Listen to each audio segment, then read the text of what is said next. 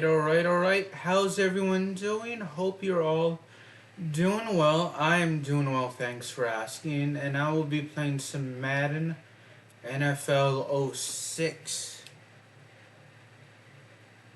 So let's go ahead and get this party started. Some drinks with me. I have some lemon flavored water from Kroger.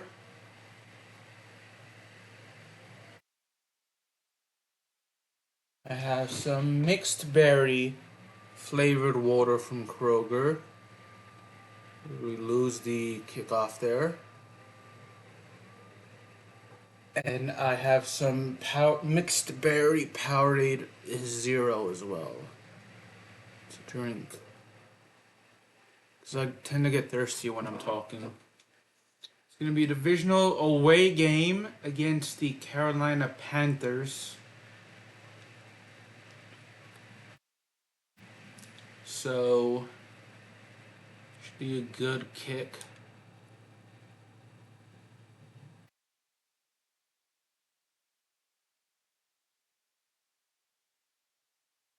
So by formation, nickel strong, FS snake blitz, actually. Be the play cold. Ooh, Jake Delhomme. The quarterback. This is for the 2005 season, which, if I remember correctly, he led the Carolina Panthers to a Super Bowl appearance. They ultimately lost to Tom Brady and the Patriots, but he was a very good quarterback because he went undrafted. I think sometime in the 90s, and he played for quite a while in the NFL, and it's going to be out of bounds if you caught that, but that's not going to be completion. So, to go from an undrafted QB to starting in the Super Bowl is a tough journey. And, he was able to do it. I know only Kurt Warner's the only undrafted quarterback to win a Super Bowl, but, he isn't the only one to play in the Super Bowl, so... even though he lost in the Super Bowl, Jake Delhomme still had a successful career. Just to lead your team to a Super Bowl appearance is difficult. To even make a team, let alone play in the NFL, to play one game at any position is difficult. So the fact that not only he did that, but he led his team to a Super Bowl is impressive, I think. So,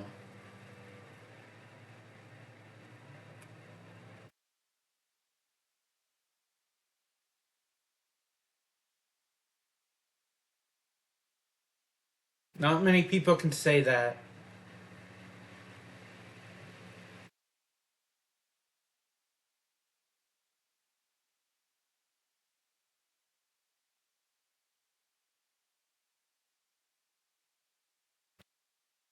Well, Donovan McNabb played in the Super Bowl. He played with the Eagles and lost to Tom Brady in 2000 at the end of the 2004 season. Meyer with the catch. That's good. This was the first Madden NFL game I got ever, and it was on the PS2. I am now playing this on the 360 though.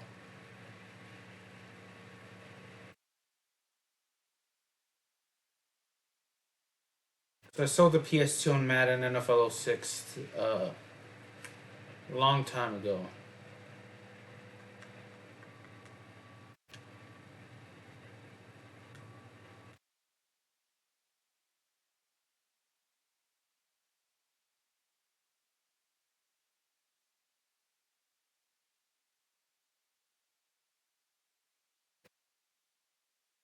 Full back one option.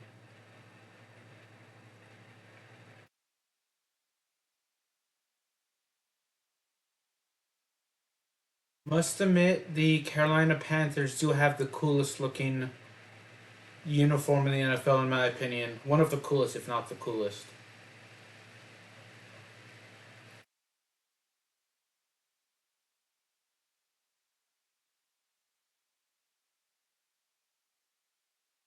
That's going to be a touchback.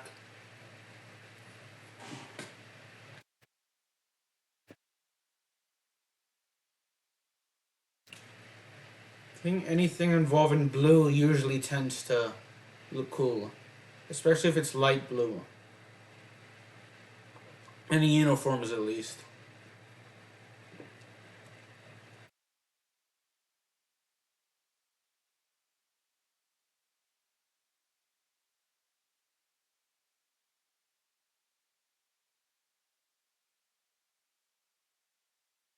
Let's see.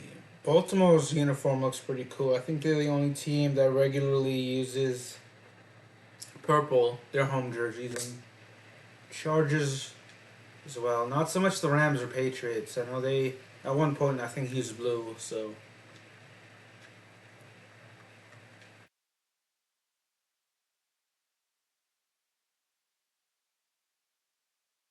I didn't really like the Patriots uniform or the Rams uniform.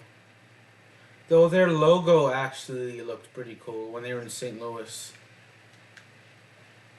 I mean, in Los Angeles, their logo's pretty cool, but it was like a different shade. It looked a bit different in. Ah, shoot. 8 yards, so. The uniforms do I like? Not a big fan of the color red. So, I don't really like the Cardinals or jerseys. The Eagles jerseys look pretty cool. I like their, regardless of the shade, the shades of green they used were pretty cool. I think they used more than one. Not sure. Seattle's dark blue is good, but the blue it wouldn't look like New England. I think uses the same shade of blue, but it doesn't go well with red. Whereas the Seattle Seahawks blue and green jerseys look pretty cool.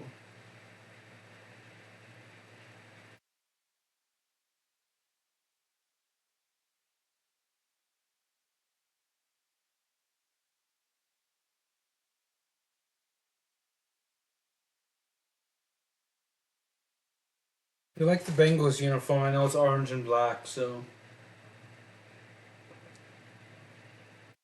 that's pretty cool to see.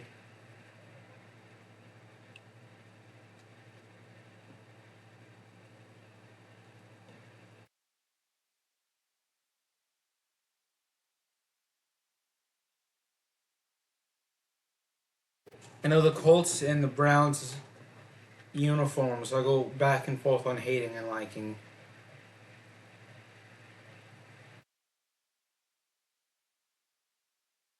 Same with Pittsburgh.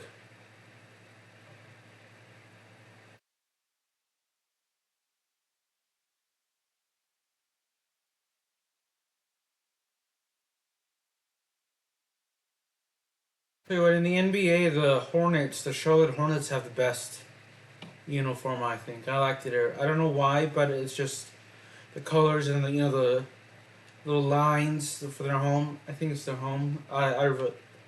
I really like the Charlotte Hornets uniform.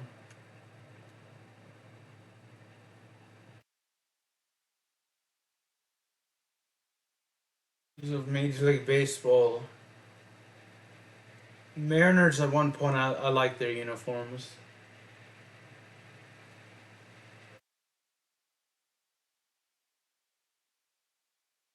Still do to an extent. I don't know if it's like they're alternate. Their blue jerseys I like, which is really weird because I'm a fan of their division rivals, the Angels.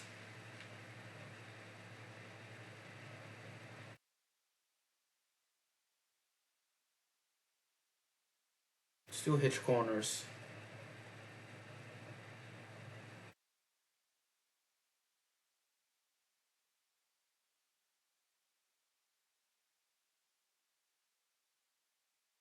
Conwell with the reception. It's pretty good.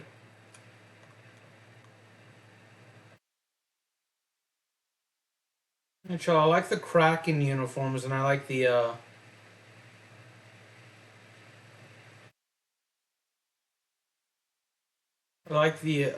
Utah Hockey Club.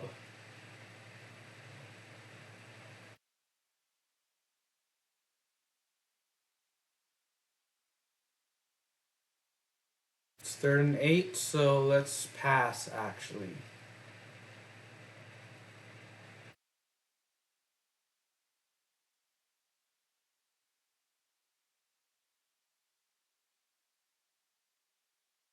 that's a fumble.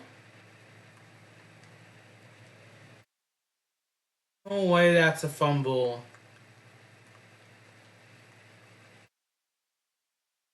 No way. I wish we could challenge that.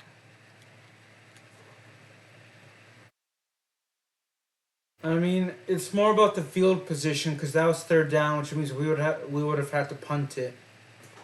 Actually, after this, but they wouldn't be on the 39-yard line, our 39-yard line. So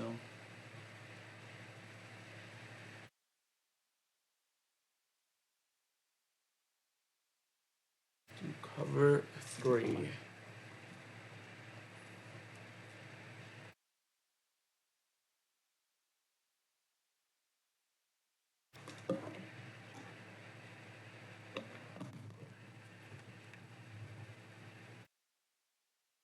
There we go.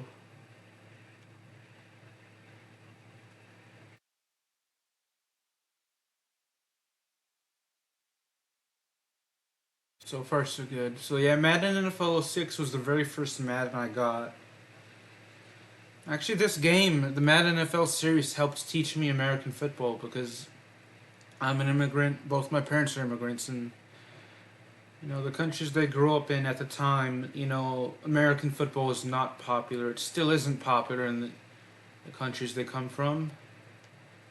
Uh, so they didn't really know American football or understand the sport. So it was really this game that really helped teach me the sport, and I watched some it on TV and Sports Center and you know, mainly Sports Center, and played the game that eventually is a game that really sparked my interest in American football. So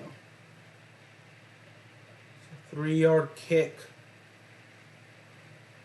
We're a left-footed NFL kicker. Anyway, that game, starting with Madden NFL 06 really helped teach me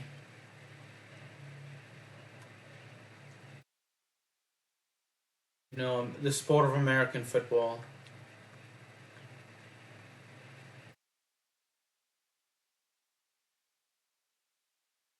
I played in like the 7th grade, which like in 2007 is when I entered the 7th grade. So that also helped. With the learning about the sport.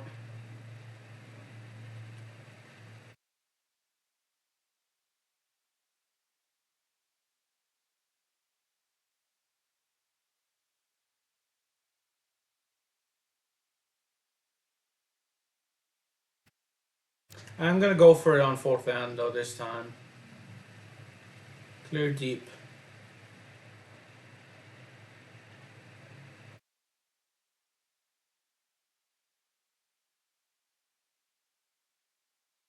Incomplete pass, so that's gonna not gonna haunt us. Probably.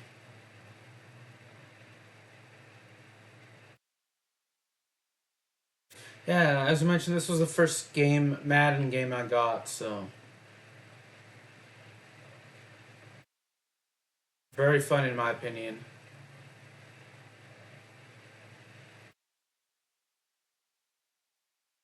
Alright, Kroger.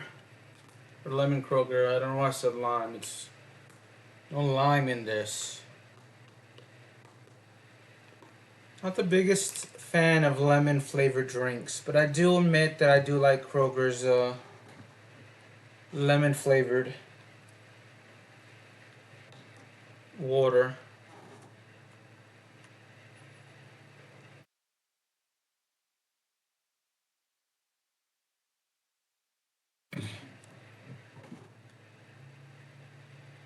So, what to talk about?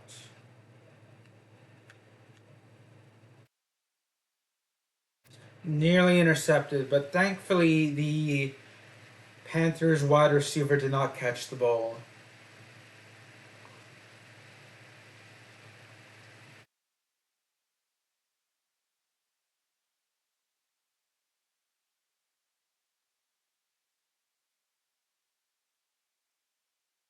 It's gonna be a good kick. It's gonna be made. Roughing the kicker as well, so I mean it still would have been fourth down, so there's no point in they'd have to redo the kick. There's no point in declining it, so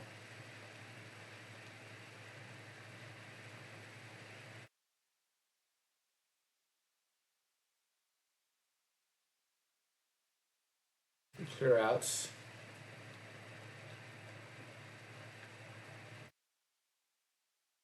Well, it's the second. Oh, yeah, we're doing 15-minute quarter or 5-minute quarters just for this game.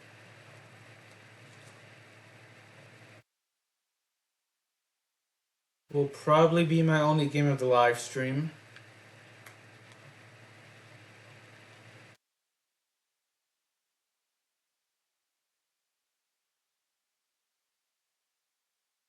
It was like a year or two before New Orleans got Drew Brees from San Diego. The Chargers, actually.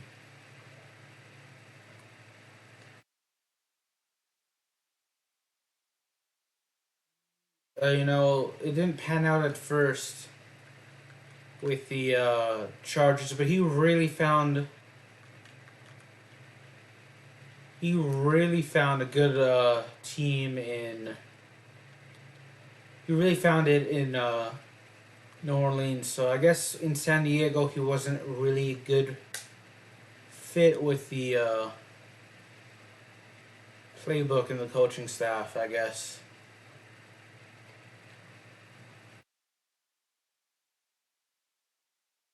But he was able to win a Super Bowl with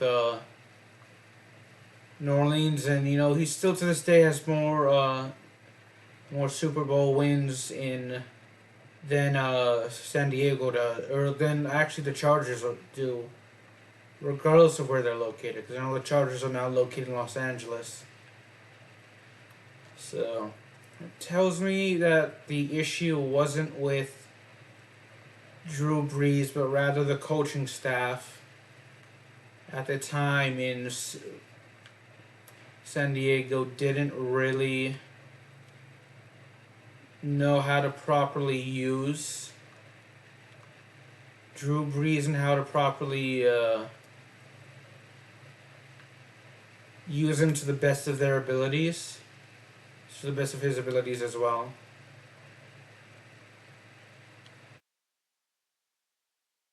We're sacked there. Because if you are a team that has not won a Super Bowl, and you have a quarterback with you, and you think he's struggling, but you trade him essentially, and he wins a Super Bowl before he retires, and you and your team have not won a Super Bowl still. That tells me that you may not, you know, been thinking that you may not have been using him to the best of his abilities as a coach.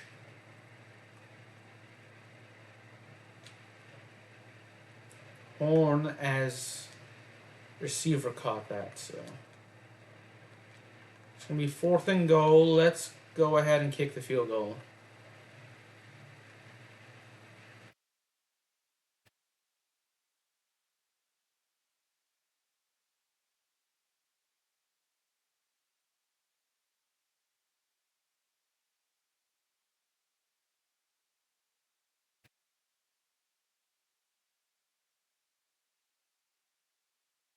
But what I know, what do I know? I've never coached, so I don't know. I think as a coach, you're supposed to with the roster you have and you assemble, you're supposed to actually use the players you have to the best of your ability. And you need to make if if for some reason they aren't doing well, then you need to make adjustments.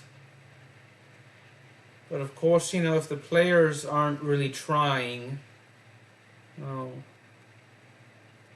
then there's only so much you can do as a coach with them before you have to let them go. But if Drew Brees didn't play as long as he did not trying, so I don't know. I guess wasn't really an knowledgeable NFL fan back then. So maybe those of you that are watching can educate me on why Drew Brees seemed to have struggled with the Chargers and went on to succeed with the Saints. Sean Payton's a good coach. Must have been a good coach to help his team. Players can only, yes, the players play the game, but they need the coaches to help run the plays and tell them what to do. So the coaches do their part and help making sure the team wins. So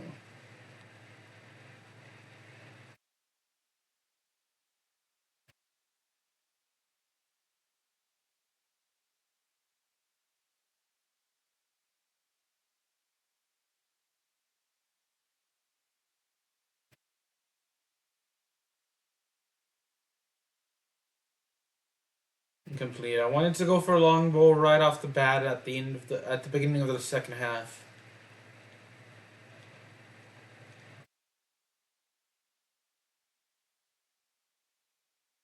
3rd and 8.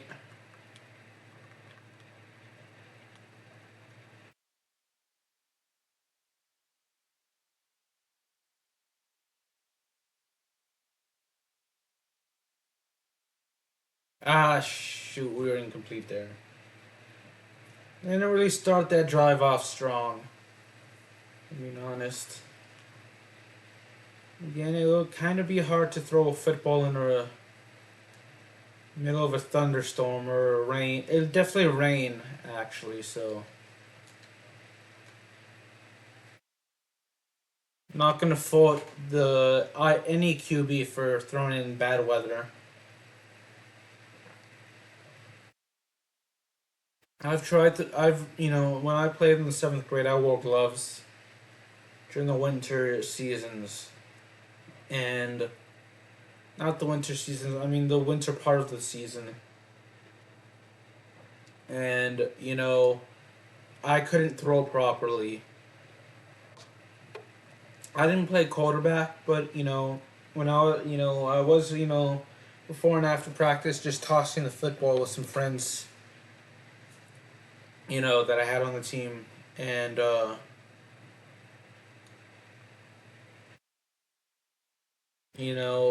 without the gloves, I could throw decent, in pads. Okay with pads, but, with gloves, I struggled. I don't know why, but,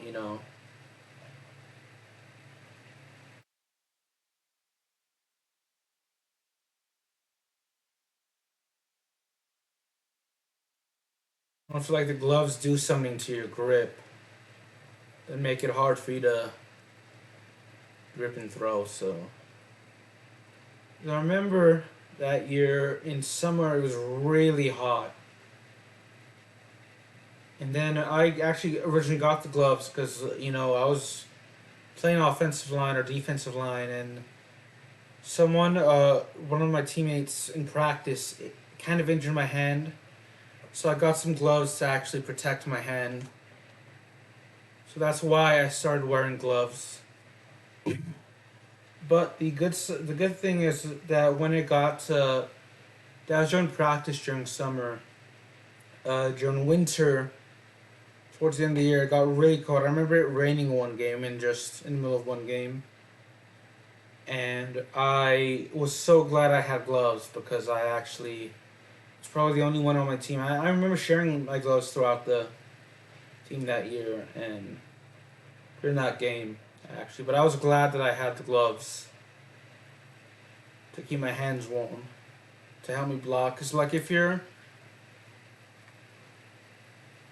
you know, say, you just, if you're a kicker, you really don't need to use the hands because you're just kicking. Punters, really, yeah.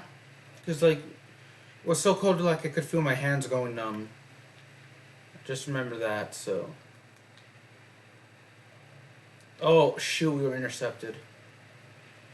But I know, like a wide receiver and running back, they help. Using gloves can help you catch the ball, but in terms of throwing the ball, as a quarterback, you'd struggle. So, linemen, you need your hands to block. There's a defensive lineman, you kind of, need them to help get past the offensive lineman to tackle. So,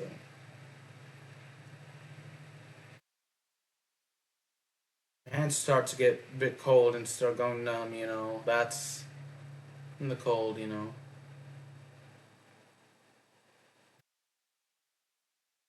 It's kind of bad.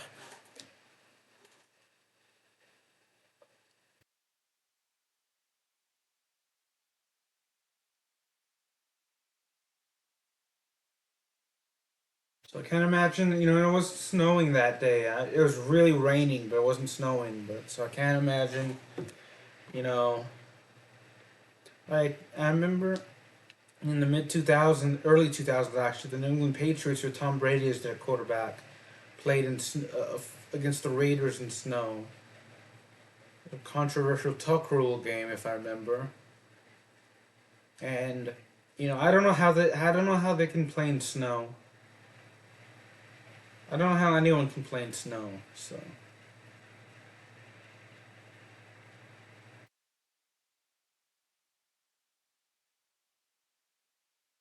Places like Seattle, New England, I think they have an Gillette Stadium's outdoor, so I could be wrong, but personally, if I was, an NFL team owner and I had my team in the north where it snowed, I would build like a stadium with a roof over it, kind of like, Lucas Oil Stadium with where the Colts play in Indiana, where I'd imagine it wouldn't get as cold as say Foxborough, Massachusetts, but I'd imagine it'd still snow.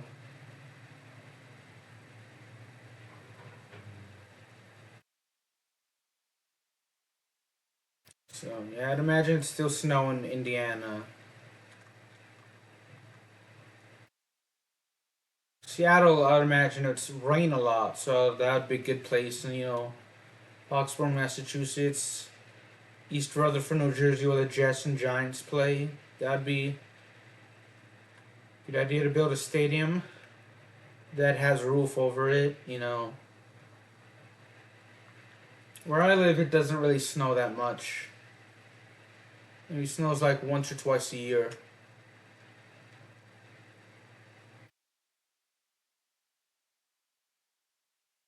Don't get me wrong, as a kid, I loved snow days because it meant that no school, so I could just stay home and watch TV and play games. I did not miss going to school, but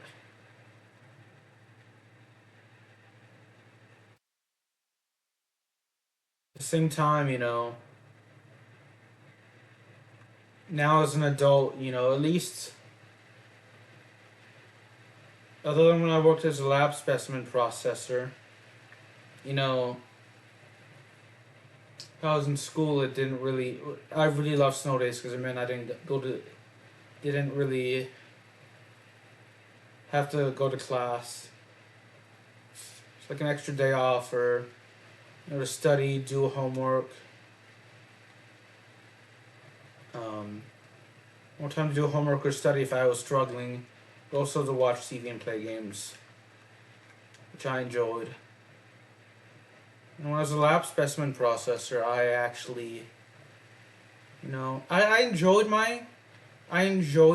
doing it, but at the same time, I didn't mind staying home because it also meant, the only downside about that was I didn't get paid because I couldn't go to work. I don't think it snowed like while I was working, but there was bad weather where we couldn't come in one day, or we had to get out early.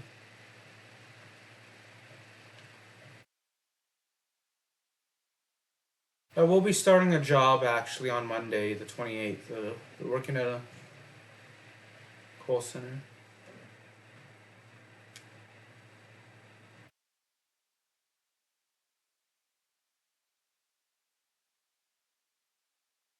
Off my mic and my face cam now.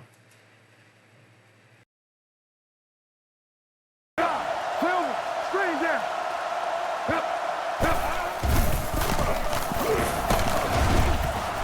Brett is there on the stop.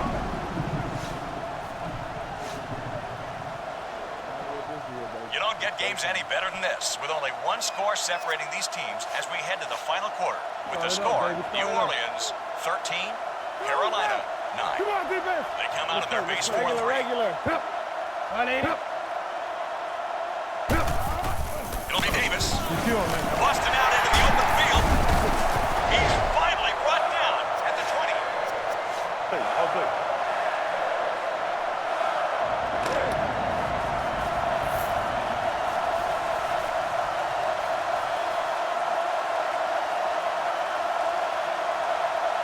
Single back formation. Regular. Blue 90.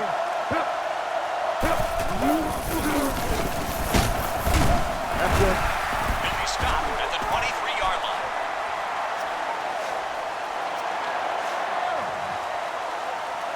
There you go.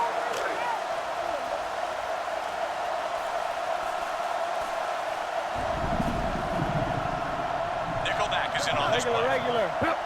388. It'll be Davis.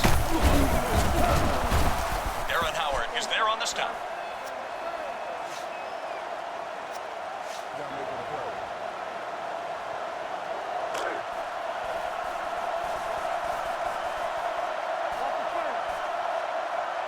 The offense has had trouble moving the sticks on third down in this one. 180. DeLome wants to pass. DeLome throws underneath. Caught. Leaping grab. Be smart now. Goes out at the 23.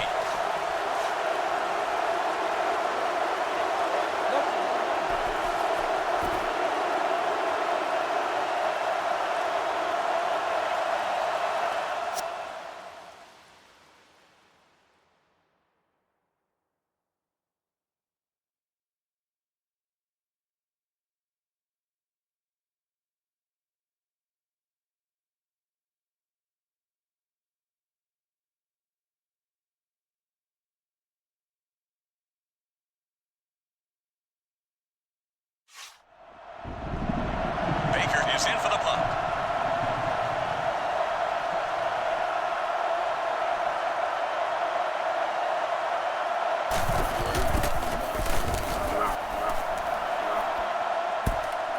This one goes out of bounds. See it.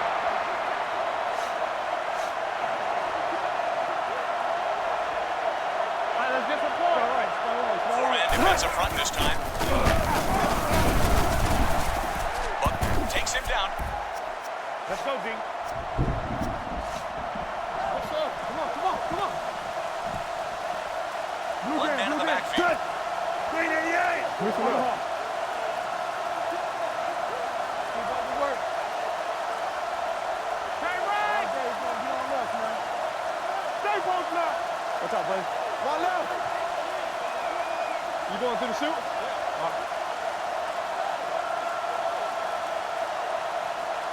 Get a pick.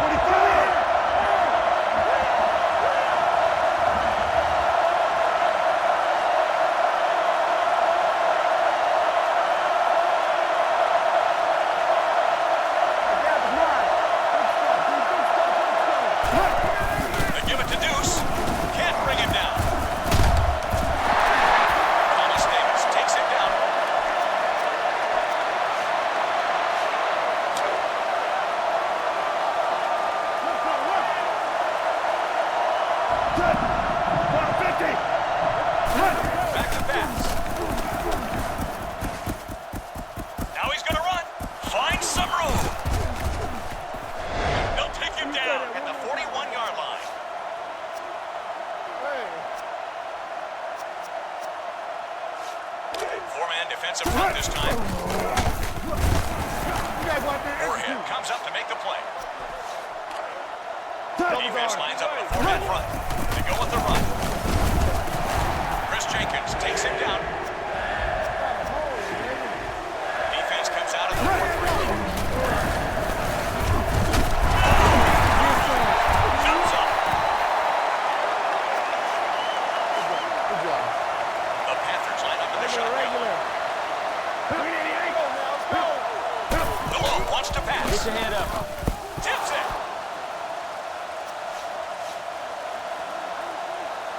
Wake up. They come out in the nickel. Regular. Blue 90. Hey, man, watch the heart now. Shoot. Gotta be smart. DeLoach looks to throw. Here they come. He'll go down, and it's Charles Gray. He'll rush them back from the line, looking to make something happen. 180. DeLoach wants to pass. Passes it out to the left. He just All right, baby, let's drops go it. now. I think the coach better take a look at the personnel out there. Sure doesn't look like they're setting up their opponent.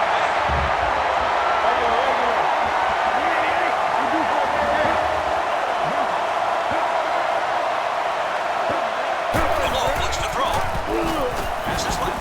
He's there for the completion. An excellent show of fortitude as the defense comes up with a fourth down denial. Defense lines up in the four-man front. Chris Jenkins pulls him down.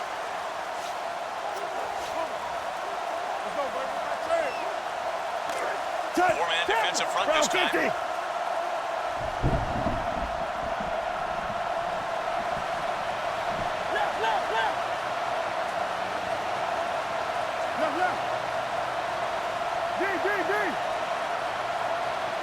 Rambo.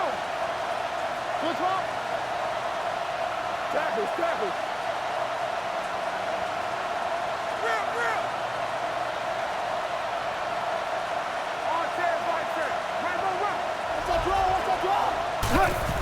Dukes on the handoff. Buckner makes the tackle. Defense lines up in the four-man front. Pressing hard.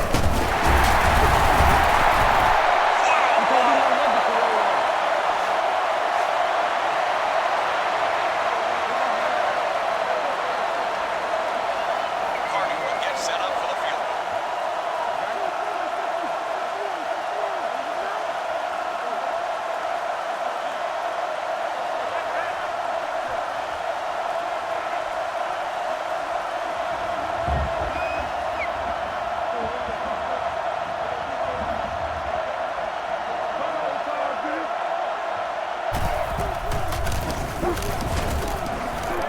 The attempt is good. Only a touchdown difference as this one comes to a close. And a bit of a surprise as both teams struggle.